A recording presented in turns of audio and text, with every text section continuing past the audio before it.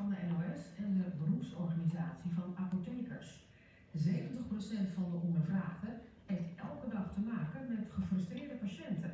En 40% zegt wekelijks te maken te hebben met verbale of fysieke agressie. En het gaat dan vaak over medicijnen die niet op voorraad zijn of niet vergoed worden. Het is voor veel medewerkers een reden om te stoppen.